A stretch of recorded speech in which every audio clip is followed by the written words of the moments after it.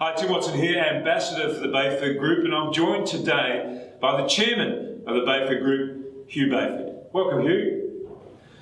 Well, let's talk Ford first. What's happening with our dealerships, Hugh? Yeah, thanks, Tim. It's an interesting time to be a Ford dealer. As you know, Ford will be ending manufacturing on the 6th of October this year. But despite that, it's our intention to continue to invest in the Ford brand. As you might remember, we have a somewhat unique perspective on Ford. We were Ford dealers in 1917, before Ford began manufacturing in Australia. And I guess on the 6th of October, we'll be Ford dealers after they finish manufacturing in Australia as well. So we know a bit about dealing with Ford in both its ways. We intend to build a new Ford dealership. Our plans are in council at the moment for a new state-of-the-art dealership in Epping. And that we hope to have that built by the early part of next year, and that would mean we'd be able to celebrate their 100th anniversary in our new building. So that'd be a big deal for us. Along with that, we've taken over Ford's service responsibilities in the city.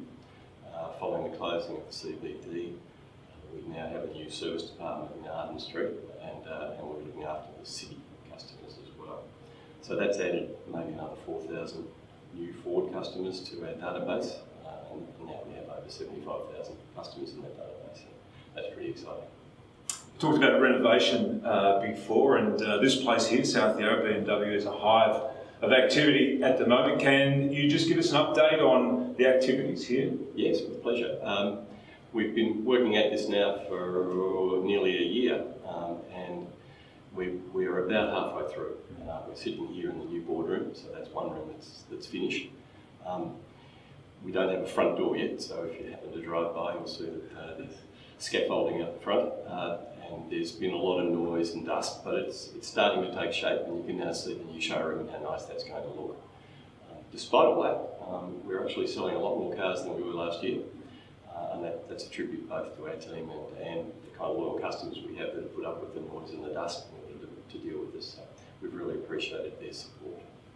And the Bayford family have had a long connection, obviously, with the community, but through the community also with the Salvation Army. And can you tell us a little bit about your ongoing association with them? Yes, we see it as a responsibility of a successful business to involve themselves in charitable causes, and we do support a range of charities. But the one constant over the times from the Salvos, we've been supporting the Salvation Army, particularly the Red Shield deal, since 1976, and our staff have collected, donated, our suppliers have donated as well.